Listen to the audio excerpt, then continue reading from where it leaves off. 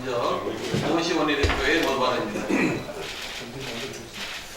역대 대통령 개헌안 중에 스스로 대통령 권한을 내려놓는 개헌안은 이번이 처음일 겁니다. 이번 개헌을 통해 문재인 대통령이 얻을 정치적 이익은 단 한 개도 없습니다. 그럼에도 헌법에 보장된 대통령 발의권을 행사한 이유는 오직 지난 대선 모든 당 후보들이 공약한 6월 지방선거 개헌 동시투표라는 국민과의 약속을 지키기 위한 것이고, 나라다운 나라를 만들어야 한다는 촛불의 명령을 이행하기 위함이었다고 저희들은 생각합니다. 이미 발표된 내용을 보면 아시겠습니다만, 대통령의 특별 사명권 통제, 감사원 독립기구화, 헌법재판소장 임명권 삭제 등 대통령 권한 분산에 집중되었습니다. 또한 국무총리의 책임성과 자율성을 강화해 대통령 없이도 행정 각부를 통할할 권한을 주었고, 국회 예산심사권 강화로 국민의 대표인 국회가 행정부를 감시하고 견제할 수 있도록 만들었습니다. 대통령이 가지고 있던 권한을 국민과 국회, 지방에 나누어주는 분권과 균형에 초점을 둔 개헌안입니다. 이는 민주당 내 논의를 통해 만들어진 당론과 정신 그리고 내용을 대폭 수용했고, 국민 개헌의 정신을 담고 있는 개헌안이라고 보기 때문에 저희도 환영하고 지지하는 것입니다. 대다수 국민들도 대통령 스스로 대통령의 권한을 분산시키고 지방 분권의 개념을 강화한 분권형 개헌안의 방향에 긍정적인 뜻을 보내고 있는 것입니다. 그럼에도 관제개헌, 복제개헌, 장외투쟁을 우려하는 자유한국당의 모습은 오로지 지방선거의 유불리만을 계산하는 안타까운 모습이며, 반대를 위한 반대를 위해 아무도 없는 들판에서 혼자 외치는 가련한 모습입니다. 다행히 오늘부터 본격적으로 개헌 협상이 시작됩니다. 이 개헌 협상이 시작되는 것은 결국 대통령의 개헌안 발의가 그 촉매제 역할을 했다는 사실을 다시 한번 입증하는 것입니다.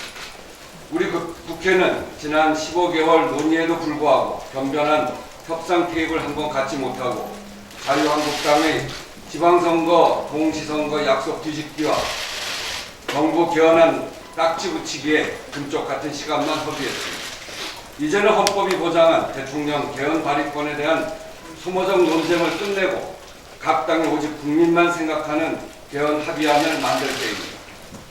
약속 시한에 따라 대통령 합의안을 발의했지만 대통령은 국회 개헌안이 마련되면 우선적으로 존중하겠다고 거듭 밝혔습니다.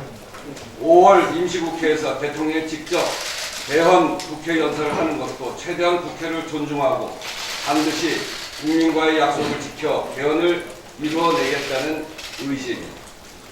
어제 국회의장 여야 교섭단체 3당 원내대표 회동을 통해 합의한 대로 오늘부터 본격적인 교섭단체 간 개헌 협상에 돌입합니다.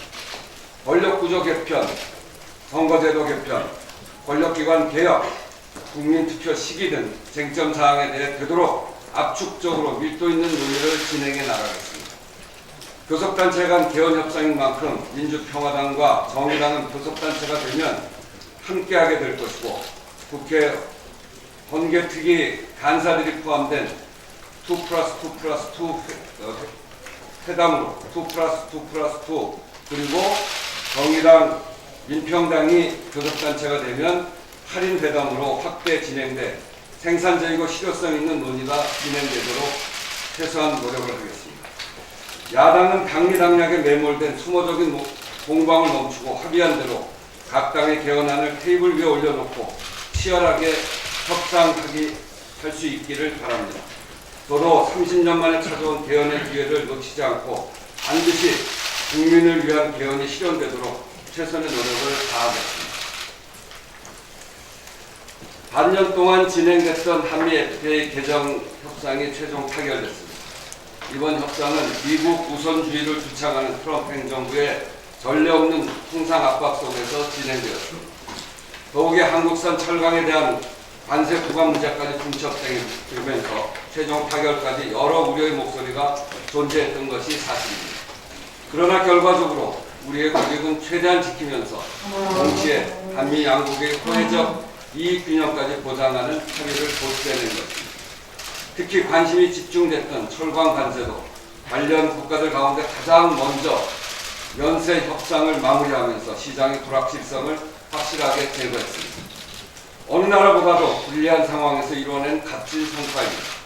통상부처 관계자 여러분 모두 참으로 수고가 많으셨다는 말씀을 드립니다. 통상과 관련한 첫 시험 무대에서 보여준 이번 성과는 어려운 여건에서도 포용적이고 지속가능한 성장에 기여하는 통상정책의 원칙을 지켰다는 점에서 높이 평가되어야 합니다. 정부는 미축의 집요한 압박으로 농산물, 농축산물 추가 개방 요구를 막아냈고 중소기업과 환경보호 등 주권국가의 정책 결정에 장애물로 평가받는 기존 ISD에 대해 소송 남발을 막고 정당한 정책 권한 행사에 필요한 개선의 계기를 마련하는 것입니다.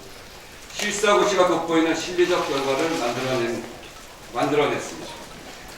미국산 자동차 부품 의무 사용, 한국산 픽업 트럭 관세 연장, 미국의 안전기준 충족 수입차 대수 쿼터 확대 등 이러한 것은 자동차 수출입 구조상 우리 경제에 미치는 영향이 극히 제한적입니다.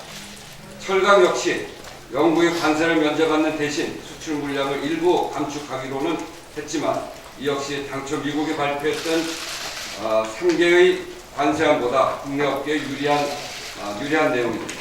앞으로는 한미 FTA 개정 협상이 파고도 넘고 변화하는 국제 환경에 맞춰서 선제적으로 통상정책 전반을 점검하는 노력도 게을리해서는 안 될 것입니다. 특히 특정 국가에 치우쳐 있는 무역시장 다변화에 적극 나서야 할 것입니다. 마침 문재인 대통령의 이번 베트남 방문을 통해 양국 간 경제협력을 더욱 강화하기로 합의했습니다. 수출시장 다변화와 신남방 정책의 추진을 뒷받침하는 대단히 의미 있는 성과라 생각합니다. 향후 이 같은 노력을 더욱 구체화해야 할 것입니다. 정부 여당은 가중되는 보호무역주의 기조에 맞서 보다 실질적으로 국익을 지킬 수 있는 통상정책 수립에 만전을 기하겠습니다. 이상입니다. 예, 다음은 윤태년 정책위장의 모두 발언이 있겠습니다. 문재인 정부 2019년도 예산안의 밑그림이 그려졌습니다. 어제 국무회의에서 결정된 2019년도 예산안 편성 지침 및 기금 운영 계획안 작성 지침은 문재인 정부의 정체성을 보여주는 첫 번째 예산 편성 계획입니다. 주요 골자는 국민이 삶의 질 개선을 체감할 수 있도록 재정 지출을 확장적으로 운영하겠다는 것입니다. 이는 국민을 제일로 생각하고 국민을 위해 재정의 역할을 강화해야 한다는 저희 더불어민주당의 입장이 반영된 것입니다. 그동안 지난 정부의 보수적 재정 운영으로 작년도 통합 재정 수지는 24조 원 흑자였고 세계 잉여금 10년 만에 최대 규모인 11조 원을 기록했습니다. 반면 가계부채는 1,450조 원을 돌파하고 10년 실업률은 9.8%를 기록하는 등 서민 경제지표와는 대조적인 모습을 보였습니다. 이는 국가 재정을 국민의 삶의 질 개선에 기여하도록 운영해야 하는 이유를 보여주고 있는 것입니다. 이번에 청년 일자리 대책을 중심으로 4조 원 규모의 추경을 편성한 것도 이와 맥을 같이 하는 것입니다. 내년도 예산안 편성 지침은 사람 중심 예산을 만들기 위한 기초 작업이자 준수사항이 될 것입니다. 재정 투자의 4대 핵심 과제로는 청년 일자리 확충, 저출산 고령화 대응, 혁신 성장, 안심사회 구현, 안보 강화를 선정했습니다. 더불어민주당과 정부는 앞으로도 국가 재정이 국민의 삶의 질 개선에 적극 기여할 수 있도록 노력해 나가겠습니다. 어느 대표께서 한미FTA 관련한 말씀하셨는데요. 저도 말씀드리겠습니다. 어제 한미FTA 개정 협상과 철강 관세 협상에 결과 발표가 있었습니다. 우리가 가장 우려했었던 농업시장 추가 개방을 막았고 미국산 자동차 부품 의무 사용도 반영되지 않았습니다. 미국 트럼프 행정부의 어마무시한 통상 압력에도 불구하고 우리의 핵심 이익을 지켜낸 것은 매우 큰 성과라고 평가가 됩니다. 투자자 국가 분쟁 해결 제도의 개선, 또 미국의 수입 조사 규제 내용의 절차적 투명성 확보 등의 성과도 있었습니다. 당초 예상보다 빠르게 한미 FTA 개정 협상이 합의를 이루고 양국의 이익 균형을 확보한 성과를 낸 것은 밤낮을 잊고 이익을 위해 전방위적 외교를 펼친 우리 통상팀의 노력 덕분입니다. 높이 평가합니다. 또한 미국의 무역확장법 232조에 따른 철강 협상에서 우리나라가 처음으로 철강 관세 면제국이 됐습니다. 이에 따라 2017년 기준으로 74%에 해당하는 물량을 25% 추가 관세 없이 수출할 수 있게 되었습니다. 당초 미국 상무부의 보고서가 공개됐을 때 고유 관세 부과 대상국에 우리나라는 포함되고 일본, 대만 등은 빠져 있어 국내 일각에서는 이를 두고 우려하는 목소리가 있었습니다. 특히 자유한국당 홍준표 대표는 문재인 정부의 친북 정책 때문에 미국이 경제보복을 하고 있다, 이런 근거도 없는 아주 허무맹랑한 비난과 정쟁을 계속해 왔었습니다. 그러나 결과적으로 우리나라는 철강 관세 면제국이 된 반면 일본은 미국의 철강 관세 유예 대상국에서 제외되어 25%의 추가 관세를 부과받게 되었습니다. 홍준표 대표가 어떻게 평가할지 궁금해집니다. 국익도 국격도 모두 지켜낸 우리 통상팀을 높이 평가하고 통상팀의 노고와 헌신에 감사드립니다. 아울러 철강 추가 관세를 면제받은 것은 정부와 기업들이 하나가 되어 미국을 적극적으로 설득한 결과로 보호무역주의가 확대되는 국제 통상 환경에서도 민과 관이 합심하여 대처하면 극복할 수 있다는 것을 보여주고 있습니다. 세계 1, 2위 경제 대국인 미중 간의 통상 분쟁은 더욱 격화되고 있고 이로 인해 우리 경제에도 악영향이 끼칠까 우려됩니다. 더불어민주당과 정부는 무역전쟁에서 피해를 최소화하고 국익을 지켜낼 수 있도록 치밀한 전략을 세우고 선제적으로 대응해 나가겠습니다. EU 등 보호무역에 반대하는 국가들과의 연대를 강화하고 포괄적, 점진적 환태평양 경제동반자 협정 가입, 영내 포괄적 경제동반자 협정 조기 출범 등 다자간 무역협정에 주도적으로 참여할 필요가 있다고 보여집니다. 그리고 신남방, 신북방 정책을 추진하여 미국과 중국에 크게 의존하는 수출 구조에서 벗어나 시장을 다변화하는 정책을 꾸준히 펼쳐 나가겠습니다. 감사합니다. 예, 다음은 해남 발언입니다. 윤호도 의결의 간사님 대표님입니다. 예, 역사적인 남북 3차 정상회담이 열리는 파주의 국회의원 윤호덕입니다. 자, 정부는 4월 국회에 청년 일자리 추경을 제출할 예정입니다. 지금 한국은 재정 확장이 필요한 때다.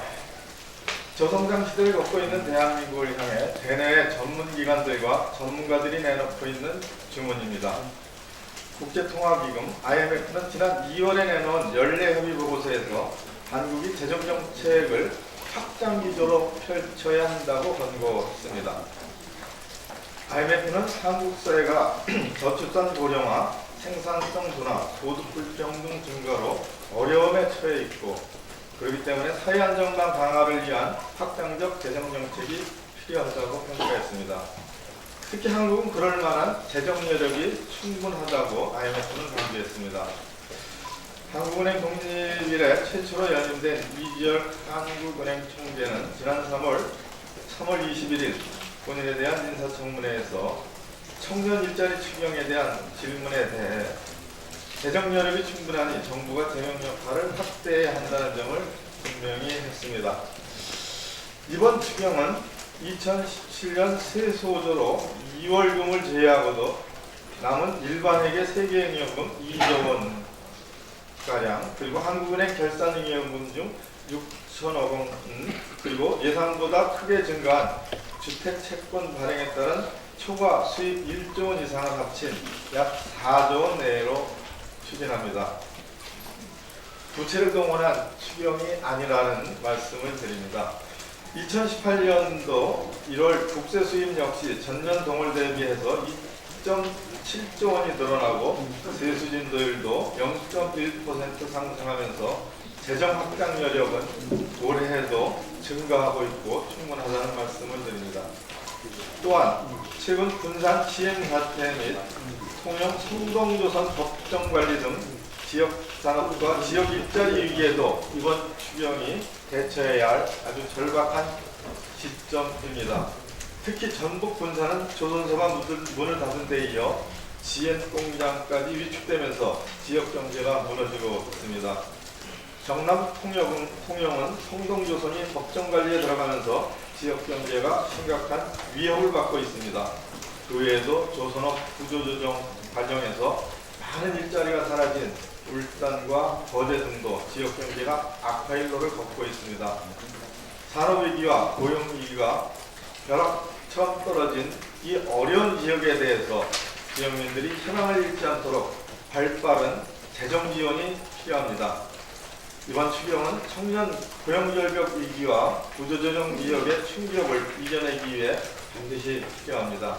청년 세대와 지역 주민들의 절규에 국회가 빠르게 해답하기를 바라며 국회가 중심이 되어서 일자리 추경 세분의 하나하나를 심의하고 풀어나가기를 호소드립니다. 이상입니다. 예, 어제 국회의장 주재 원내대표 회동에 이어 성당 원내대표 부대표 회동을 개최했습니다. 3월 임시의 종료를 위한 본회의 개최와 4월 임시의 의사 일정을 합의했습니다. 현재 법사위에 고유 법률안 836건, 타상임위 법안 245건, 총 1071건이 계류 중입니다. 야당의 일방적 요구로 소집된 3월 임시회지만 빈손 국회로 끝낼 수는 없습니다. 야당은 법사위와 본회의에서 최대한 법안 처리를 할 수 있게끔 적극적으로 협조해 주실 것을 당부드립니다. 4월 임시에서 우선 처리해야 될 법안 25건을 25건을 지난주 야당에 전달해 드린 데 이어 어제 미세먼지 저감 대책법 그리고 선거 연령 18세 인하법을 추가로 전달해 드렸습니다. 이외에도 처리가 시급한 법안이 많지만 우선 여야 원내 지도부 차원에서 논의를 시작해 보자는 취지에서 전달해 드린 법안인 만큼 야당의 적극적인 검토와 처리 협조를 당부드립니다. 대통령 개헌안 발의로 개헌 논의에 가속도가 붙었습니다. 최근 야당과 언론에서 제기하는 논점에 대해서 말씀드리겠습니다. 첫째, 야당이 주장하는 국회 국무총리 추천 혹은 선출 제도는 대통령제 하에서 양립하기 어려운 유사 내각제이고 국회에 의해 대통령 권한을 지나치게 약화시키는 것입니다. 이번 개헌안 71조에 대통령 선거 결선 투표제 조항이 신설됐습니다. 즉, 차기 대선부터 결선 투표 과정에서 2개 정당 이상의 연합이 이루어지도록 헌법적으로 제도화했습니다. 대통령제 하에서 여러 정당에 의한 총리 추천이 실질적으로 가능하게 만들었다는 의미입니다. 결선 투표제 도입은 우리 당뿐 아니라 야당들이 요구해온 것으로서 연정과 협치를 제도적으로 보장하는 장치입니다. 야당은 이 개헌안 71조 결선투표제의 의미를 되새겨보시고 대통령제를 부정하는 유사 내각제 주장은 철회해 주실 것을 요청드립니다. 둘째, 자유한국당에서 대통령 개헌안 발의는 국회 무시라며 국회 주도의 개헌만을 고집합니다. 대통령 개헌 발의는 헌법이 보장한 대통령의 고유 권한이고 지난 9차례의 개헌 중 3차례는 대통령 발의 개헌이었습니다. 이마저도 국회 합의안이 나오면 철회할 수 있다는 게 청와대의 입장입니다. 또 지난해부터 15개월간 국회는 개헌안 마련에 실패했고 아직 자유한국당은 개헌 당론조차 내놓지 못하고 있는 상황에서 국회 주도 개헌 주장은 말만 앞세우는 허풍, 유장 개헌 주장으로 볼 수밖에 없습니다. 셋째, 개헌 내용을 합의해놓고 시기는 지방선거 이후로 연기하자는 주장은 현실성이 없습니다. 오늘 할 수 있는 일이라면 굳이 내일로 미룰 일이 어디 있습니까? 학생이 시험 준비는 다 마쳐 놨다면 시험 날짜를 미룰 이유가 전혀 없습니다. 내용 합의가 된다면 처리가 가능하므로 늦출 실익도 없고 국민투표 비용 면에서나 투표율 확보 측면에서 동시선거가 정답입니다. 이번 10차 개헌은 시대 변화 반영과 국민기본권 확대를 위한 민생 개헌이고 미래 개헌입니다. 대통령 권한을 이양하는 국민과 지방의 분권하고 국회 권한을 강화하는 개헌입니다. 오늘부터의 개헌 협상이 반드시 4월 중으로 결실을 맺을 수 있도록 야당의 대승적인 결단을 요청드립니다. 이상으로 공개발을 마치고 페이스 공개로 전환하겠습니다.